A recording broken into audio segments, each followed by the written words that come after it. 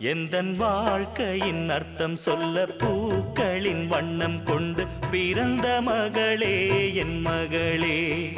நான் வாழ்ந்தது கொஞ்சம் அந்த வாசத்தில் வந்துதித்து உயிரில் கலந்தா என் உயிரே. உன் பூவிழி குறுநகை அதில் ஆயிரம் கவிதையே. எந்தன் வாழ்க்கையின் அர்த்தம் சொல்ல பூக்களின் வண்ணம் கொண்டு பிறந்த மகளே என் மகளே.